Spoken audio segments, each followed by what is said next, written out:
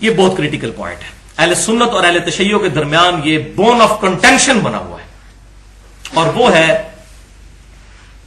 اہل بیت کی ٹرم کے بارے میں کہ اہل بیت کی اصطلاح کن لوگوں پر بولی جائے گی. تو بھائیو، قرآن و سنت کی روح سے کل 4 کیٹیگری کے لوگ ہیں جن پر اہل بیت کا لفظ بولا گیا ہے الحمدللہ. ان میں سے پہلے نمبر پر قرآن پاک کے اندر سورۃ الاحزاب کی آیت نمبر 28 سے لے کر 33 تک پورا کانٹیکسٹ چل رہا ہے. نبی صلی اللہ علیہ وسلم کی بیویوں کو مخاطب کیا گیا ہے، اور پھر آیت نمبر 33 میں فرمایا گیا بسم اللہ الرحمن الرحیم انما یرید اللہ لیذھب عنکم الرجس اہل البیت ویطہرکم تطہیرا. بے شک اے نبی کے گھر والوں صلی اللہ علیہ وسلم، اللہ تو یہی چاہتا ہے کہ تم سے ہر طرح کی ناپاکی دور کر دے اور تمہیں خوب صاف ستھرا کر دے. الحمدللہ یہ اہل بیت کے بارے میں نازل ہوئی، اور پرٹیکولر قرآن کے کانٹیکسٹ میں نبی صلی اللہ علیہ وسلم کی ازواج کے بارے میں. کیونکہ بھائیو یہ تو ظلم ہے کہ حضرت فاطمہ رضی اللہ تعالیٰ عنہا اہل بیت میں شامل ہوں، اور ان کی والدہ محترمہ جو سیدنا علی سے بھی پہلے ایمان لے کر آئیں سیدہ خدیجہ رضی اللہ تعالیٰ عنہا، وہ اہل بیت میں شامل ہی نہ ہو جنہوں نے حضور کے لیے اتنی قربانیاں دی. ان کے بعد سیدنا علی ایمان لے کر آئے، پھر سیدنا زید بن حارثہ، اور پھر سیدنا ابوبکر صدیق رضی اللہ تعالیٰ عنہم اجمعین. تو پہلے نمبر پر سیدہ خدیجہ ایمان لے کر آئیں، تو وہ بھی اہل بیت میں داخل ہونی چاہیے. تو اس قرآن کی روح سے وہ بھی داخل ہیں. اب عائشہ رضی اللہ تعالیٰ عنہا بھی داخل ہیں. لیکن مسئلہ یہ ہے کہ ہمارے جو اہل سنت کے مولوی ہیں وہ اپنے دلائل تو پیش کرتے ہیں، لیکن ان کے دلائل کا تجزیہ نہیں کرتے. تو اس آیت کے حوالے سے ان کا بہت سٹرانگ پوائنٹ ہے اہل تشیع کا، جو میں چاہ رہا ہوں یہاں پر ایڈریس کر دوں.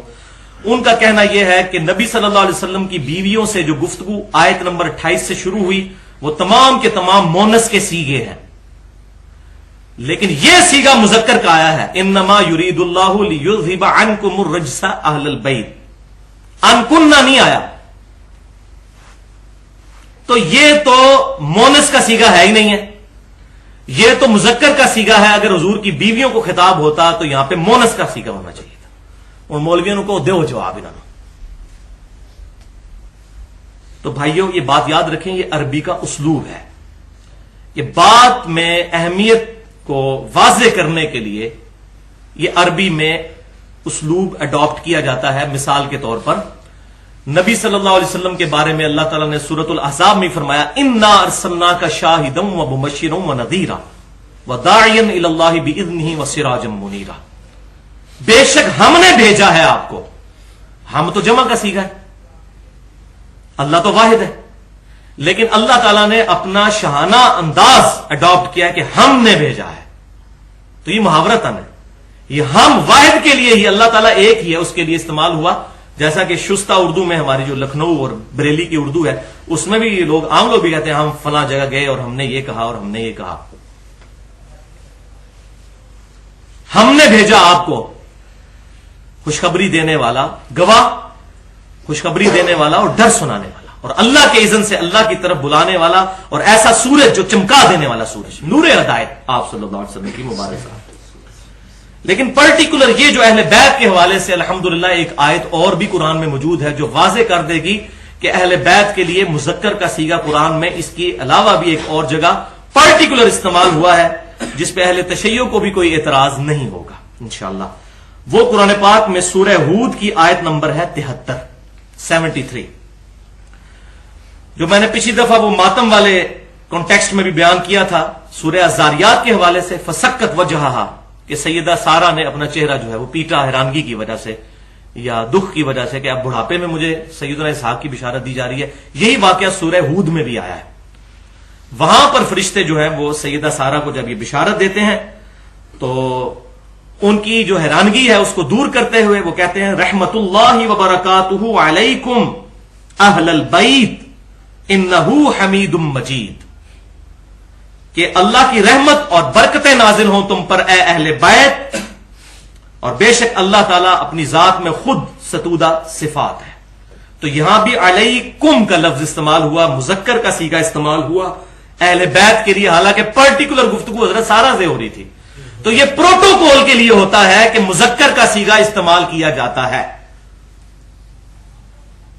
اگر آپ برا نہ مانیں تو میں ایک مثال اس کی دے دیتا ہوں کہ ہماری بیویوں کو بھی جب غصہ چڑھتا ہے نا تو وہ بھی پھر وہ مردوں والے سیگے استعمال کرتی ہیں، ان کو نہیں اس وقت، کیونکہ یہ مرد ڈومیننٹ ہے نا، الرجال قوامون علی النساء. تو یہ ڈومیننٹ فکرے کو کرنے کے لیے مونس کے لیے بھی بعض اوقات مذکر کا سیگا قرآن میں، اور یہ اہل البیت کا لفظ آ گیا، اہل البیت علیکم، علیکم تم پر اہل البیت. تو یہ الحمدللہ میں نے اس کانٹیکسٹ میں ان کا رد کر دیا ہے رافضیوں کا. پوائنٹ نمبر 2 اس کے اندر جو دوسری کیٹیگری ہے اہل بیت کی، وہ جو غدیر خم کی میں نے حدیث بیان کی زید ابن ارقم والی صحیح مسلم کی 6225 سے 6228 تک، اس کے اینڈ پہ تابعین پوچھتے ہیں کہ یہ اہل بیت سے مراد کیا نبی صلی اللہ علیہ وسلم کی بیویاں ہیں؟ تو زید ابن ارقم کہتے ہیں کہ ہاں وہ تو مراد ہے ہی ہے، لیکن یہاں پر غدیر خم پر اہل بیت سے مراد نبی کی بیویاں نہیں ہیں، اگرچہ وہ بھی اہل بیت ہے. یہاں پر مراد وہ ہیں جن پر نبی صلی اللہ علیہ وسلم نے قیامت تک کے لیے صدقہ حرام فرما دیا. زید ابن ارقم اس حدیث کے راوی خود تفصیل کر رہے ہیں صحیح مسلم میں، اور پھر فرمایا کہ آل جعفر، آل عباس، آل عقیل اور آل علی، ان چاروں کی جو اولاد ہے قیامت تک کے لیے یہ اہل بیت میں الحمدللہ شامل ہے، اگر کرتوت ان کے ٹھیک ہے. ورنہ قرآن کے روح سے نوح علیہ السلام کے بیٹے کو بھی خارج کر دیا گیا، حالانکہ ان کا بگوٹن سن تھا، سلبی بیٹا تھا، لیکن کہا کہ یہ تیرے اہل میں سے نہیں ہے. اہل سے ہو تو ظاہر ہے کہ امت سے وہ لوگ افضل ہیں اگر واقعی اپنے اعمال درست کریں تو. کیٹیگری نمبر 3 جو ہے وہ اسپیشل پروٹوکول کے ساتھ 4 ہستیاں ایسی ہیں جن کو نبی صلی اللہ علیہ وسلم نے اپنے ساتھ اہل بیت کے طور پر استعمال کیا. وہ انشاءاللہ ڈیٹیل حدیث میں سیدنا حسین کے فضائل کے چیپٹر میں بتا دوں گا. یہاں ضمناً بتا دوں کہ صحیح مسلم میں انٹرنیشنل نمبر کے مطابق 6261 نمبر حدیث ہے اہل بیت کے فضائل کے چیپٹر میں، جو اہل سنت اور اہل تشیع کے ہاں کامن حدیث ہے کہ نبی صلی اللہ علیہ وسلم نے اپنی اون کی چادر مبارک جو اوڑی ہوئی تھی، اما عائشہ راوی ہیں کہ اس چادر کے نیچے سیدنا حسن کو لیا، پھر سیدنا حسین کو لیا، پھر سیدنا علی کو لیا، پھر سیدہ فاطمہ کو لیا، اور پھر اللہ کے حضور یہ آیت پڑھی، انما یرید اللہ لیذھب عنکم الرجس اہل البیت ویطہرکم تطہیرا. لہذا ہمارے پروفٹ صلی اللہ علیہ وسلم نے اس آیت کے کانٹیکسٹ میں ایکسٹینشن کے طور پر ان 4 ہستیوں کو بھی شامل کیا، اور نبی صلی اللہ علیہ وسلم کو ملا کر 5 جن کو ہم پنجتن پاک کہتے ہیں